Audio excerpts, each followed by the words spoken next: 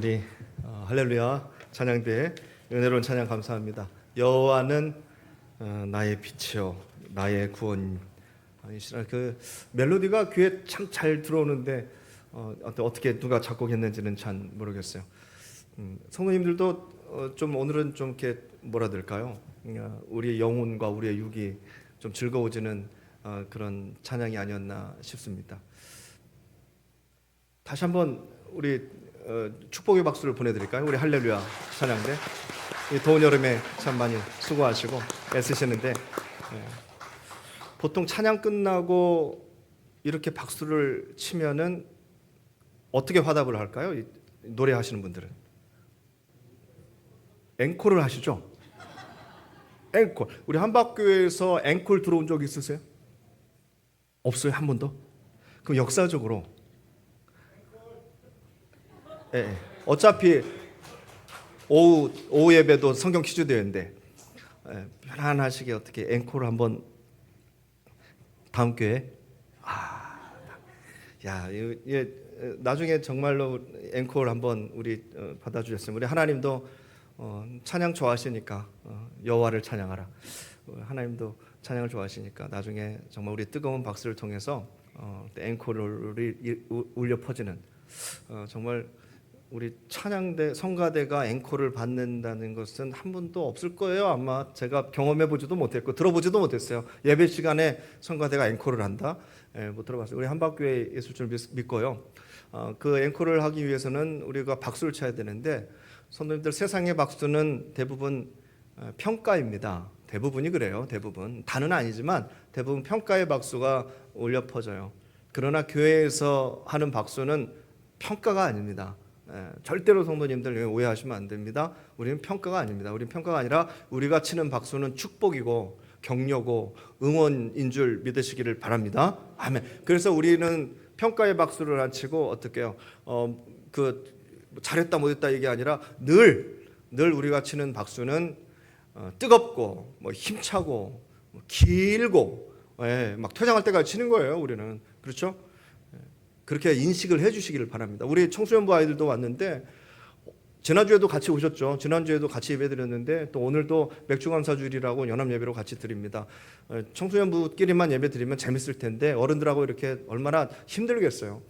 우리 청소년부, 우리 어린이부 자기 깐난 애기들 뒤에 있는데요. 우리 하나님께서 사랑하시는 마음을 가지고 우리가 대신 하나님의 마음을 박수로 전해주면 어떨까요? 축복합니다. 축복의 박수를 보내드리겠습니다.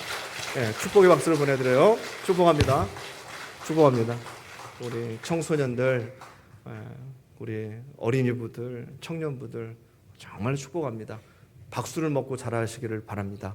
박수를 먹고 자라는 아이는 건강합니다. 성도님들, 잔소리 듣고 자라는 아이들은 병이 들 수 있어도 박수를 교회 와서 이런 박수 받잖아요. 성도님들, 박수 칠 때는 절대로 인색하지 말기를 바랍니다. 성도님들, 우리 교회에서 칠 때는 그냥 막 치세요. 누구는 일부러라도 쳐요. 건강해지기 위해서. 그러니까 우리 찬양대 찬양 끝나고 찬양을 잘했든 못했든 뜨거운 박수, 뜨거운 박수. 우리 청소년부, 청년부, 우리 어린이부 아이들 박수 쳐주시고 아이들 지나갈 때 절대로 그냥 지나가지 마시고 눈이라도 한번 마주치시고 손이라도 한번 들어주시고 해주시는 우리 믿음의 영적인 부모님들 다 되어주시기를 바랍니다. 아멘. 오늘 맥주감사주일로 이렇게 보내고 있습니다.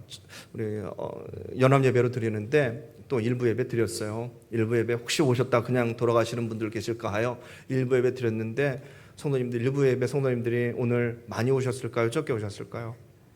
또 많이 오셨어요. 어떻게 안 돼요 이거? 이제 연합예배의 이 무색함이 느껴지는데 그래도 우리 성도님들 또 연합예배에 또 이 은혜가 있습니다. 은혜가 있어요. 성도님들, 우리 아이들, 학생들도 있고 우리 찬양도 뜨겁고 특송도 있고 그러니까 또 살려서 맥주감사주일 한 해 반이 딱 지나가는데요. 또 학생들도 있는데 제가 또 여러 가지를 또 준비하려고 했습니다. 그러나 또 시간이 또 굉장히 길어질 것 같습니다. 영상도 준비할 수 있고 그런데 그러면 또 시간이 길어지니까 짧게 한다고 다 빼버렸어요. 사진도 준비했는데 그것도 뺐어요. 그리고 또 어김없이 또 제가 설교를 또 빨리 해야 되겠죠. 말이 좀 빨라져도 또 이해해 주시기를 바랍니다. 오늘 말씀은 우리가 잘 아는 삭개오에 대한 이야기입니다. 맥주감사주일에 우리가 연합예배로 지금 드리고 있는데 오늘 예배에 삭개오의 이야기를 저는 지금 성경 말씀으로 봉독을 했는데요. 사실 삭개오의 이야기를 설교 말씀으로 드리려고 하지는 않습니다. 삭개오 이야기의 말씀을 저희가 봉독했지만 오늘 말씀의 이야기는 예수님을 만나서 인생이 180도 확 변한 이 삭개오의 인생처럼 예수님을 만나가지고 한 인생이 완전히 뒤집어진 어느 여인에 관한 이야기를 성도님들께 드리려고 합니다. 예수님이 좋았어. 예수님이 궁금했어. 예수님을 만나고 싶어서 사람들이 있는 곳으로 가기 싫었지만 굳이 가서 나무 위에까지 올라간 삭개오. 많은 사람들을 피해서 올라갔을 거예요. 키가 작아서 나무 위에 올라갔다고요? 키가 작은 거는 삭개오의 특징이지 키 작은 아이들도 다 예수님 근처에서 뛰어놀고 했어요. 삭개오는 예수님 앞에 나갈 수가 없었어요. 왜요? 자기 싫어하는 사람들이 대부분이었거든요. 우리 말로 하면은 삭개오의 입장이 친일파였어요. 친일파. 자기 동족의 세금을 걷어가지고 로마에다 갖다 주는 일을 했거든요. 그러니까 자기 배는 자기 주머니는 두둑한데 같은 민족들이 인정을 안 해줘요. 아유 저 세리 나쁜 놈, 지속만 채우는 놈, 변절자, 키 작은 놈, 난쟁이 녀석. 사람들이 이렇게 손가락질하고 욕하고 왕따시키고 놀려댔어요. 사람들 있는 곳에는 가기 싫었어요. 그런데 예수님이 오신다잖아요. 예수님 보고 싶었어요. 만나고 싶었어요. 어떻게든 예수님 얼굴이라도 보고 싶었는데 사람들이 모여 있잖아요. 못 가잖아요. 그런데 어려운 발걸음을 한 거예요. 굉장히 어려운, 예수님 때문에 사람들을 가운데도 못 끼고 맨 뒤에도 못 있고 앞으로도 못 가고 결국 맨 뒤에 있는 나무까지 타고 위로 올라갑니다. 자, 비참한 인생이었는데요. 그 비참한 인생을 살고 있는 삭개오, 그 삭개오 같은 사람이, 삭개오의 삶이 써 있는 성경의 역사적 시기가 지금으로부터 2000년 전인데요. 그때로부터 2000년 후인 지금에도 그 삭개오와 같은 사람들이 있다는 것입니다. 우리 곁에. 그 삭개오처럼 추운 겨울만 살고 있는 사람들, 오늘 이 시간을 통해서 정말로 새롭게 일어나시는 귀한 시간이 되시기를 바랍니다.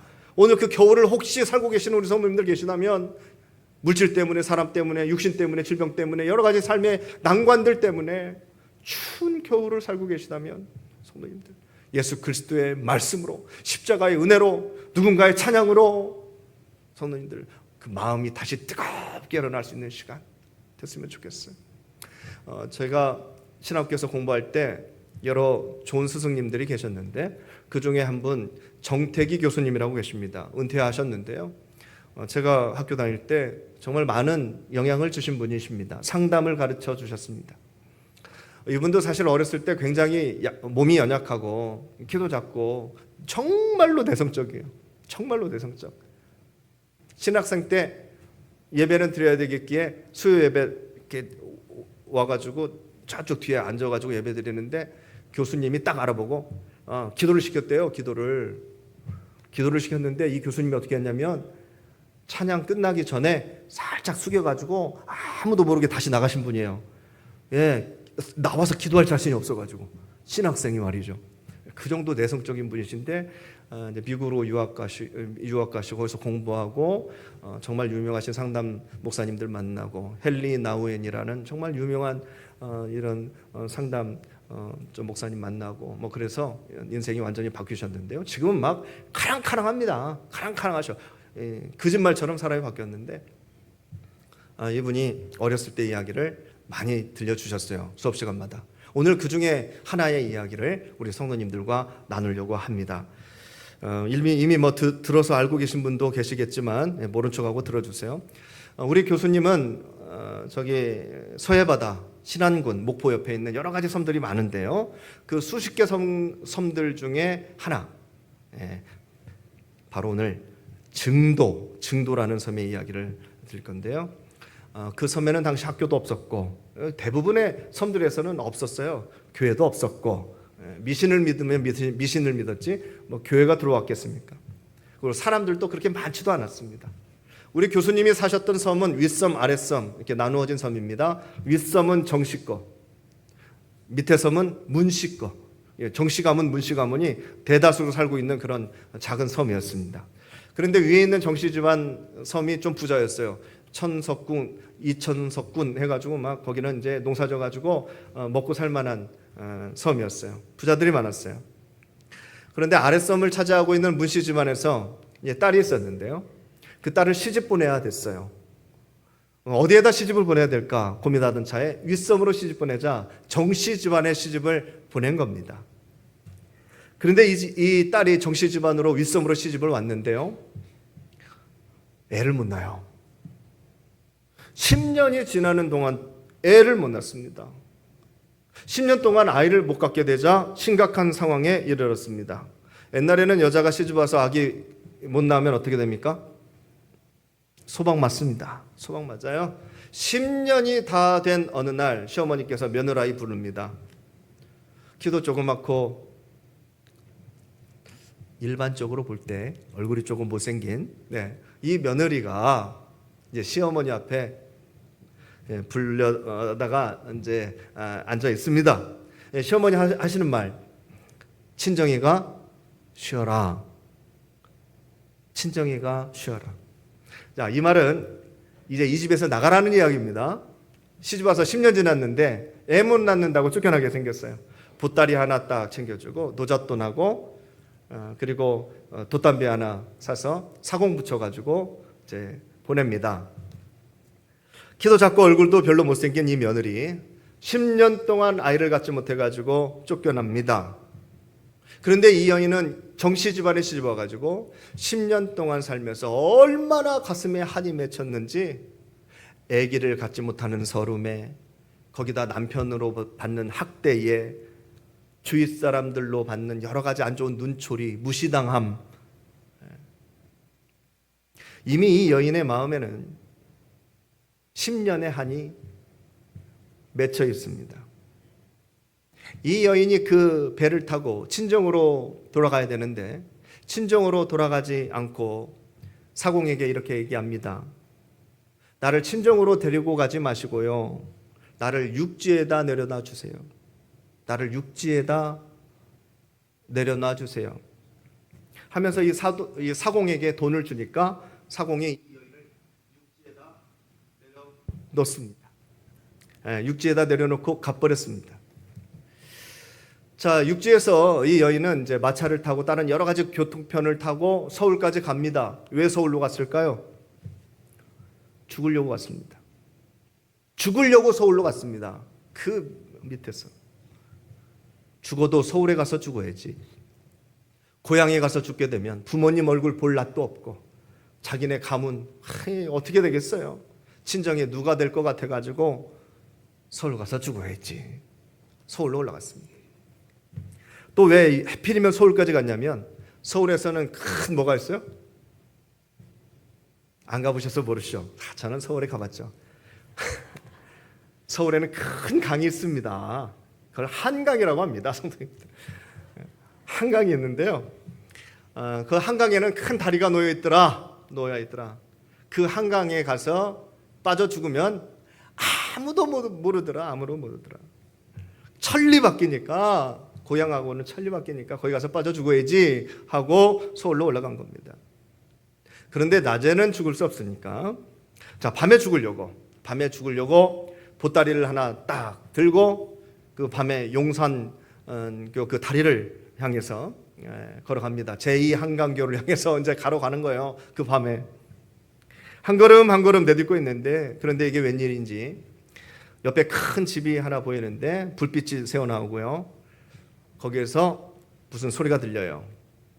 수백 명이 모여서 노래를 부르는 것 같은 거예요. 이 여인은 그때까지 찬송이 뭔지 몰랐습니다. 수백 명이 모여가지고 막 박수를 치면서 찬송을 부르는데 이제 이 여인은 이상해진 거예요, 마음이. 이 여인은 지금 뭐하러 가요? 죽으러 가요. 나는 죽으러 가는데 나는 죽으러 가는데 저 사람은 뭐가 더 좋아서 저렇게 떼거리로 모여가지고 즐겁게 노래를 부르고 있단가, 이거죠. 궁금했습니다. 그래서 이 여인은 이왕 죽을 바에 구경이나 하고 죽자 하고 보따리를 들고 박수 치면서 막 찬송 부르는 그 집을 들어가지는 못하고 이제 곧 죽으러 가야 되니까 문만 빼꼼히 열고 안을 쳐다보고 있는 거예요. 정말로 몇백 명이 모여가지고 모두 막 박수치고 노래하면서 좋아서 어쩔 줄을 모르고 있는 겁니다. 180도 다른 상황이에요. 한참 찬송을 부르다가 찬송이 끝나더니 구렛나루가 이렇게 이제 수염이 지긋한 어떤 남자분이 나오셔가지고 딱 말씀을 하는 거예요. 이제 목사님이 나오시는 거죠. 그 목사님이 딱 나와서 설교를 시작하는데 뭐라고 시작하냐면, 수고하고 무거운 짐진 자들아 다 내게로 오라, 내가 너희를 쉬게 하리라, 이렇게 말씀을 하십니다.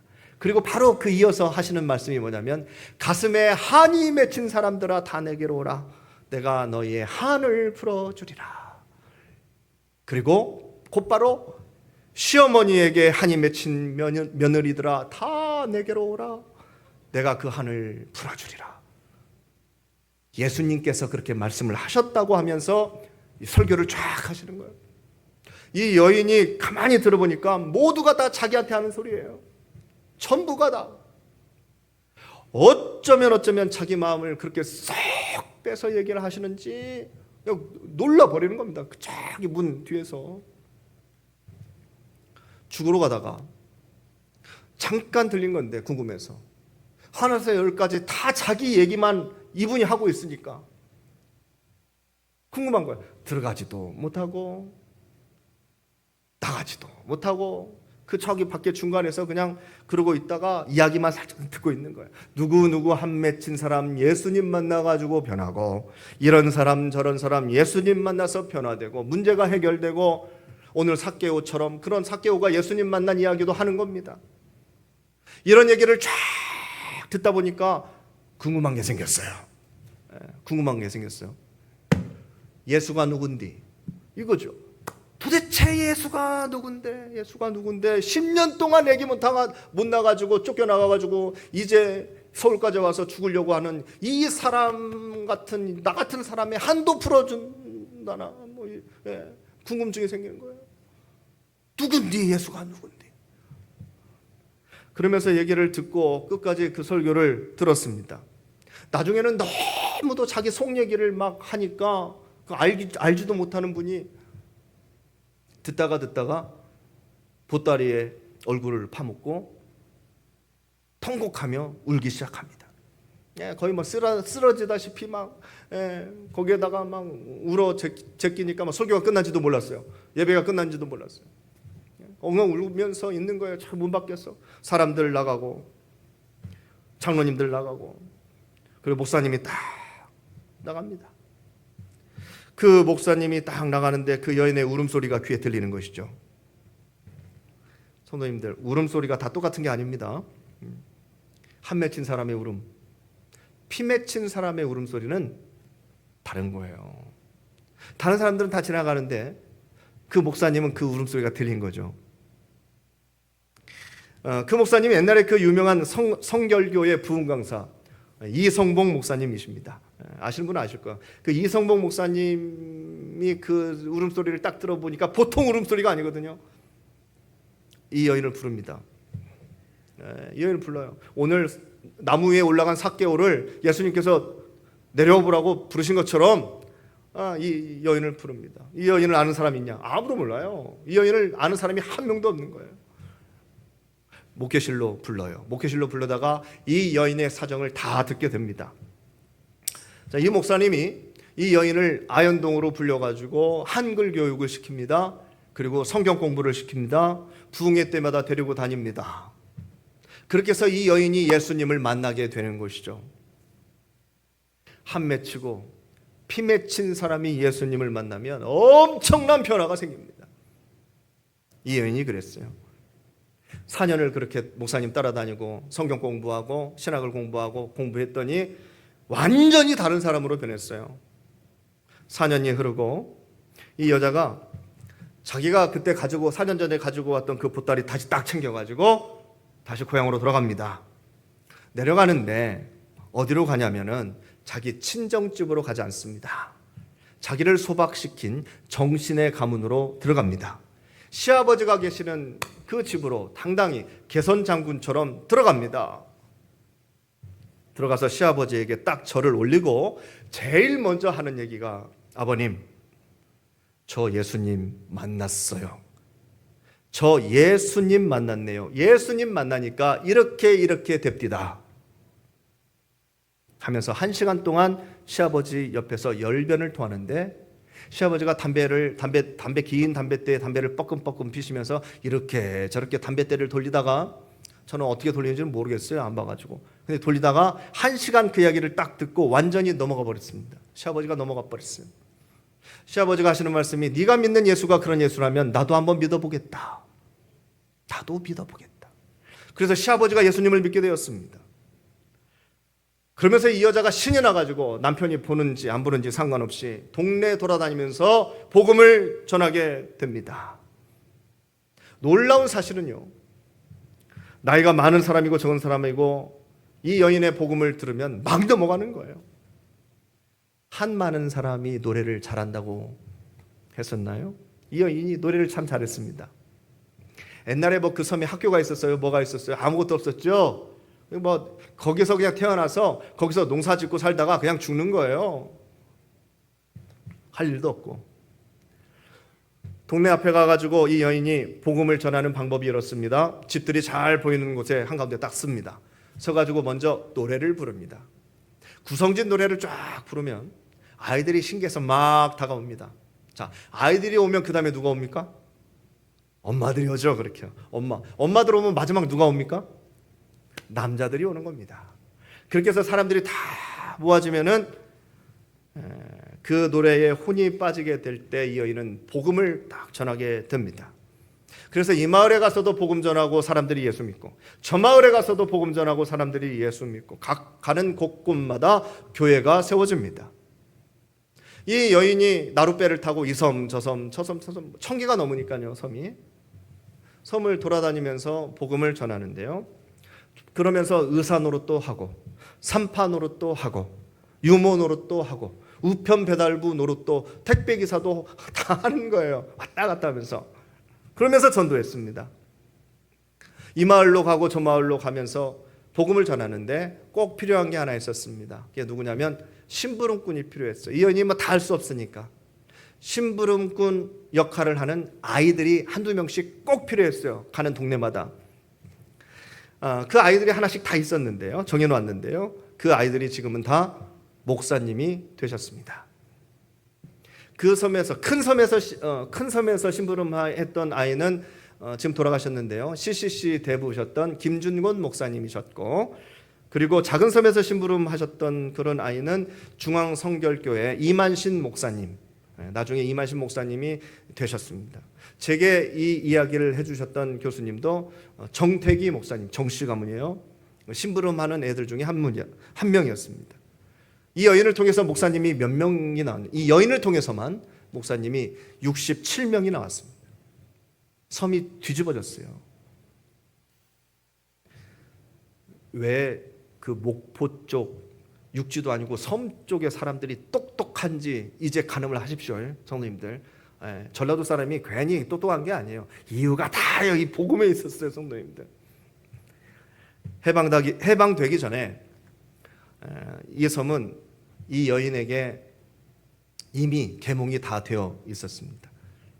학교가 없었어도 전부 아이들이 글을 읽고 글을 쓸 줄 알게 되었죠. 당시 이 여인에 의해서 이 섬들이 당시 육지의 아이들보다 일반적으로 5년, 10년 더 앞서가는 결과를 가지고 왔습니다. 이 여인은 6.25 전쟁 때 순교를 당하게 됩니다. 순교를 당할 때까지 교회를 14개를 세웠습니다. 첫 번째 개척한 교회는 임자도의 진리교회. 성도님들 그냥 조사하면 다 나옵니다. 임자도의 진리교회. 진리교회에서 6.25 당시 순교자가 48명이 나와요. 48명. 성도님들, 이 참 비참한 여인 아니었습니까? 이 팔자 센 여인 아니었습니까? 아기를 갖지 못하는 이 비참한 여인이 예수님을 만나가지고 한을 풀었습니다. 성함이 문준경 전도사님이십니다. 1950년 6.25 전쟁 한참일 때 그 섬에 이제 우리 군이 들어온다는 소식이 들려왔어요. 국군이 들어온다는 소식이 들리니까 거기에 남아있던 공산군이 믿는 사람들 다 죽이고 가는 거죠. 사람들 다 죽이고 가는 거죠. 특히 신자들을 처형하면서 문준경 전도사님은 더 힘들게 죽입니다. 어떻게 처형했냐면 새끼를 많이 깐 씨암탉이라고 해가지고 죽창으로 찌르고 그리고 결국 총살로 죽였습니다. 죽기 전에 문준경 전도사님은 이렇게 고백합니다. 하나님이여 내 영혼을 받으소서. 하나님이여 내 영혼을 받으소서 하면서 순교하셨습니다. 그때 그녀의 나이가 59세. 이 여인은 결혼하자마자 천국의 인생을 살아야 되는데 결혼하자마자부터 추운 겨울이 시작되었습니다. 결국 그 고통과 고난이 맺혀서 한이 되었습니다. 10년의 시간이 지나고 이제 죽으려고 서울로 올라갔었습니다. 죽음과 바꿔버리고 싶은 추운 겨울을 혹독하게 살았습니다. 그런데 바로 그때 예수님을 만나게 되는 겁니다. 그리고 지독한 겨울을 살아왔지만 예수님을 만난 이후로 겨울이 따뜻한 봄으로 바뀌게 되는 것이죠. 사랑하는 성도님들, 예수님은 이런 사람을 만나 주십니다. 예수님을 만나도 일어서려고 하는 사람들이 있고 예수님을 만나도 그냥 주저앉아 있는 사람들이 있습니다. 꼭 어디가 아파야 돼요? 꼭 다리가 아파가지고 주님께서 오셔가지고 일어나라, 일어나라, 한번 일어나 봐라, 이렇게 대화가 진행되어야 되겠습니까? 절대 그렇지 않습니다. 성도님들, 만남이라는 것은 아주 굉장한 뜻이 들어있어요. 세상 사람들은 예수님 못 만나서 저러고 있습니까? 찬송 한번 못 들어봤대요? 교회 한번 안 다녀봤대요? 기독교 방송 안 들어봤대요? 다 들어봤어요. 몰라서 안 믿는 거예요? 그럼 성도님들은 예수님 진짜 만나서 예수님 잘 믿고 있습니까?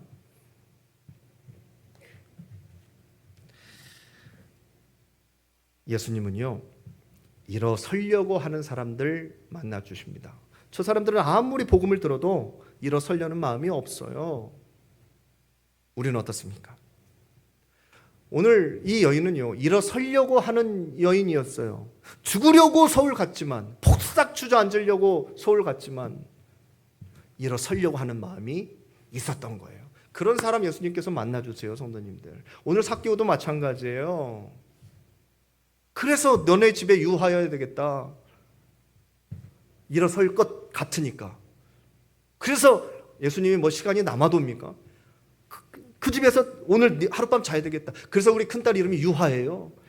예수님께서 삭개오에게 유하여야 되겠다 그랬잖아요. 예수님께서 유하여야 되겠다 해서 유하, 이름이 유하. 물론 있을 유자 하나님 하자를 썼지만 그 이름에는 임마누엘이 들어가 있어요. 임마누엘, 하나님께서 나와 함께 하신다. 너희 집에 유하여야 되겠다. 38년이나 기어다녔던 병자를 예수님께서 찾아가셨잖아요. 일어나라. 일어나잖아요. 일어나니까 일어나지잖아요.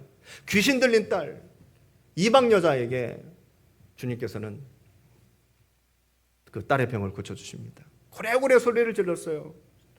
예수님하고 소리 질렀어요. 내 딸 좀 고쳐주세요. 제자들이 시끄럽다고 가라고 해도 절대로 안 가고 예수님은 일어서려고 하는 사람들에게 관심이 있습니다. 아멘. 예수님께서는 부흥하려고 노력하는 교회에게 관심이 있습니다. 아멘. 우리 한박교회에 관심이 있으실까요? 없으실까요? 변하려고 하는 사람들에게, 내가 좀 고쳐지려고 하는 사람들에게 예수님은 관심이 있으세요. 뽕나무 위에 올라간 삭개오도 그랬어요. 숨어서라도 예수님 만나고 싶다. 따돌림 받고 인간 취급받지 못했지만 예수님은 만나보고 싶다. 그래서 올라갔어요. 사람들은 삭개오를 비웃습니다. 저 세리 녀석이 나무 위에 올라가 있다. 난쟁이 녀석이 저쪽에 있다. 세리 녀석 여기에 왜 왔는지 모르겠지만 저놈 저러고 있네. 비웃었을 것입니다.